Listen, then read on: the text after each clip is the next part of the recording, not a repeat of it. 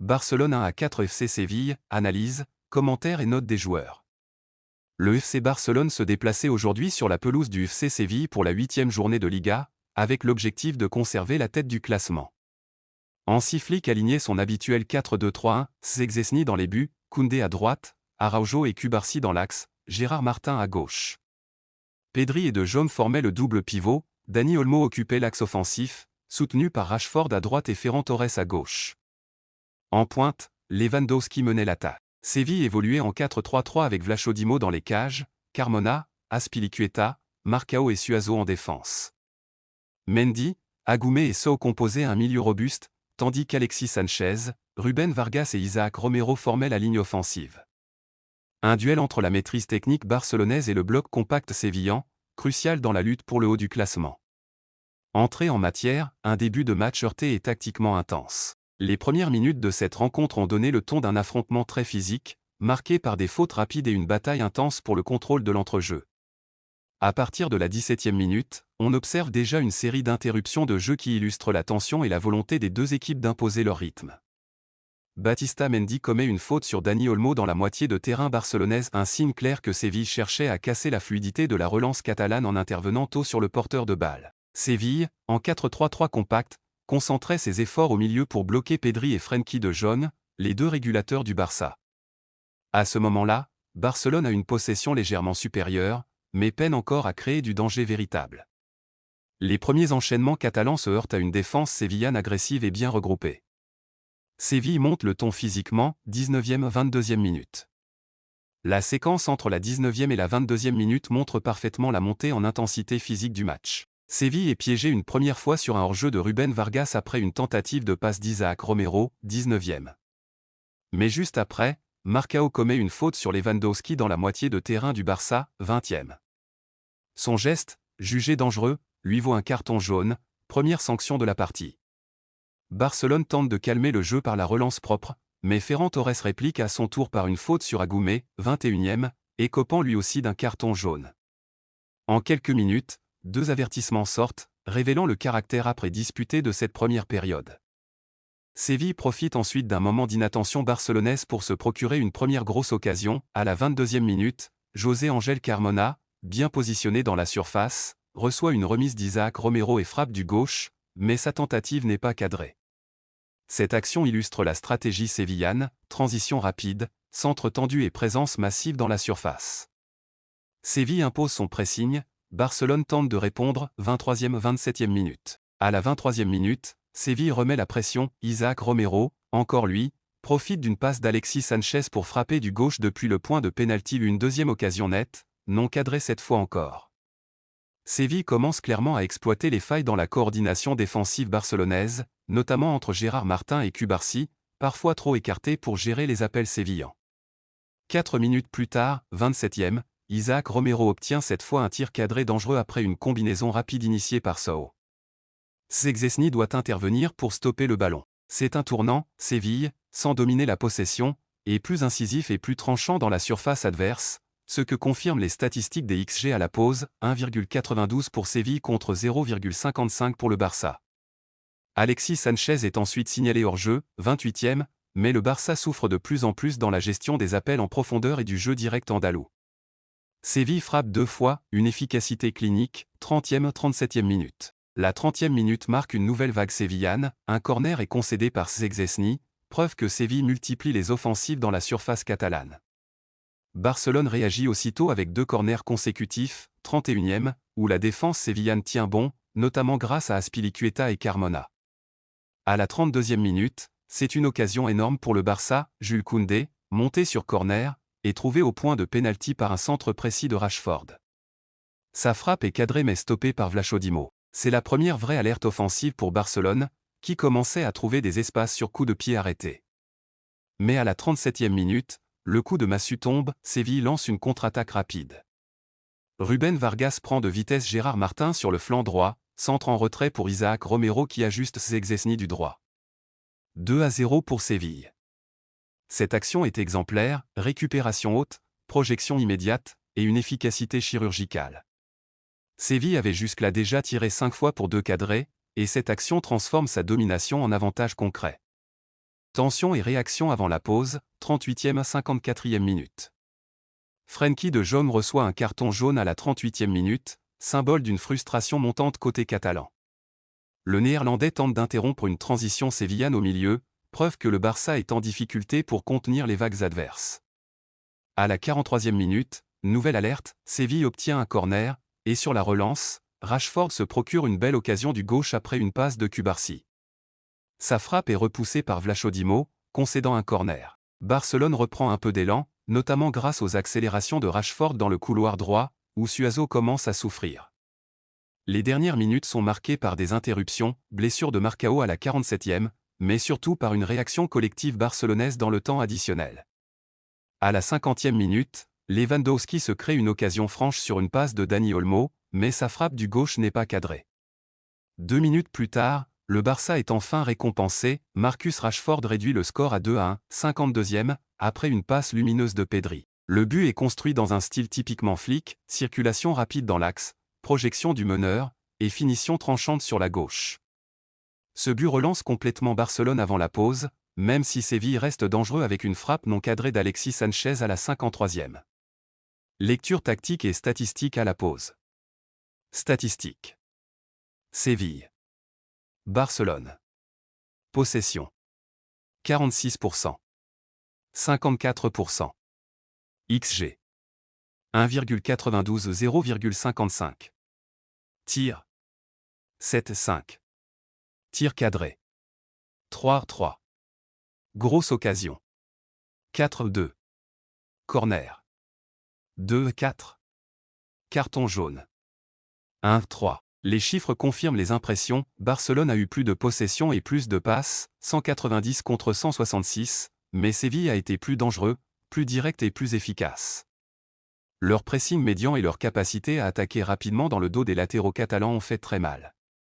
Défensivement, le Barça a souffert dans les duels au sol, 44% gagnés, et a été dépossédé 9 fois, souvent dans des zones sensibles.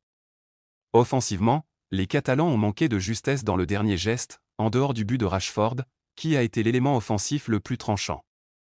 Cette première partie s'est jouée sur deux dynamiques opposées, Séville, intense, verticale, rapide dans les transitions, exploitant les espaces dans le dos des latéraux barcelonais, avec un Isaac Romero très inspiré. Barcelone, plus patient, cherchant à construire, mais souvent heurté par l'agressivité sévillane et manquant de précision dans la zone de vérité. Le but de Rashford en fin de première période permet au Barça de rester dans le match, mais la mi-temps se termine sur un score de 2-1 mérité pour Séville, qui a su capitaliser sur ses temps forts. Les ajustements à la pause devront porter sur la couverture défensive sur les ailes et la gestion des transitions, car le danger sévillan est principalement venu de là. Accent grave, accent aigu, accent aigu, accent aigu. 46e minute au double ajustement tactique pour relancer la machine. Dès la reprise, Hansi Flick opère deux changements significatifs, Alejandro Balde remplace Gérard Martin et Eric Garcia entre à la place de Ronald Araujo. Ces deux choix sont très révélateurs de la volonté de l'entraîneur de corriger les faiblesses défensives observées en première période. Balde apporte une vitesse et une qualité de percussion supérieure à Martin. En l'introduisant dès la mi-temps, Flick cherche à créer plus de déséquilibre dans le couloir gauche et à mieux contenir les montées de Ruben Vargas et Carmona. Eric Garcia, lui, offre une meilleure qualité de relance que Ronald Araujo, parfois en difficulté dans les transmissions vers le milieu. Ce choix a aussi une dimension stratégique, améliorer la sortie de balle sous le pressing sévillan, qui avait souvent provoqué des pertes au temps première mi-temps. Le Barça, mené 2-1, affiche clairement une volonté de dominer la deuxième période par la possession et l'intensité dans les couloirs. 48e à 55e minute, une reprise heurtée mais sous contrôle catalan. La deuxième période démarre avec plusieurs fautes coup sur coup, Balde, puis Suazo, illustrant une reprise physique. Barcelone obtient rapidement un coup franc offensif, 48e, sur lequel Eric Garcia sert Robert Lewandowski dans la surface. La frappe du Polonais passe à côté, mais cette action montre une première combinaison intéressante, symbole d'un Barça plus haut et plus dynamique. Séville tente de répliquer en cherchant Alexis Sanchez en profondeur, mais celui-ci est signalé hors jeu à deux reprises, 49e, 60e. Cela illustre la stratégie sévillane inchangée, défendre bas et frapper vite en contre ou sur jeu direct. Entre la 50e et la 52e minute, le match devient haché par une succession de fautes sévillanes, Isaac Romero, Batista Mendy, Marcao. Romero reçoit même un carton jaune, 50e, pour jeu dangereux. Barcelone obtient plusieurs coups francs intéressants, mais sans en tirer de réels bénéfices immédiats. À la 54e minute, Séville obtient un corner après une action sur l'aile gauche, mais la défense catalane s'en sort. Dans la foulée, Marcao tente une frappe contrée depuis le point de pénalty, 55e, et Isaac Romero place une tête non cadrée. Ces séquences confirment que, malgré une possession largement barcelonaise, Séville reste dangereux sur coup de pied arrêté et centre tendu. 57e 66e minute, domination barcelonaise dans le jeu, mais Séville résiste. À partir de la 57e minute, Barcelone reprend franchement le contrôle du ballon. Rashford obtient un coup franc dans sa moitié de terrain, et Azpilicueta est sanctionné pour une faute, 58e. Séville, à court de souffle au milieu, commence à reculer. À la 61e minute, l'entraîneur sévillan réagit avec un double changement tactique, Nemanja Gudelj entre pour densifier l'entrejeu à la place de Djibril Sow.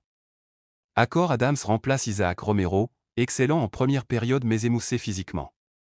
Ces changements visent à maintenir la solidité défensive et à garder une menace offensive en profondeur, Adams, tout en fermant les espaces dans l'axe. Dans les minutes qui suivent, Séville obtient 2 corners consécutifs, 62e, signe que les Andalous restent capables de se projeter. Marcao tente une tête dangereuse à la 63e, non cadrée. Le Barça réagit immédiatement avec un corner, 64e, et une double occasion, Pedri frappe du droit à l'entrée de la surface, Vlachodimo repousse. Eric Garcia suit et place une tête cadrée, que le gardien sévillan arrête encore. C'est sans doute le moment fort du Barça dans cette seconde période, l'équipe campe dans le camp adverse, multiplie les centres et les tentatives, mais Vlachodimo réalise une performance déterminante. Statistiquement, entre la 46e et la 66e minute, Barcelone enchaîne les passes, 364 réussies au total en fin de match contre 205 pour Séville, et impose une domination nette, 61% de possession. Mais le tableau d'affichage reste figé à 2-1. 66e 90e minute, le bloc sévillan plie mais ne rompt pas, avant de frapper. À la 66e minute, Séville obtient un nouveau corner concédé par Cubarsí. Les minutes suivantes sont un bras de fer tactique, Barcelone pousse, Séville se replie, et le match devient une opposition entre maîtrise territoriale catalane et résistance défensive sévillane. Séville procède uniquement en contre-attaque et long ballon, 53 longs ballons tentés au total, contre 26 pour Barcelone, avec un taux de réussite de 49%. 5 dribbles réussis sur 11, montrant une utilisation ciblée des ailes pour lancer les transitions.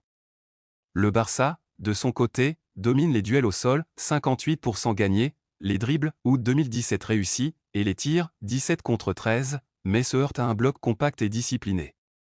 Vlachodimo continue d'être impeccable dans ses interventions aériennes et ses arrêts.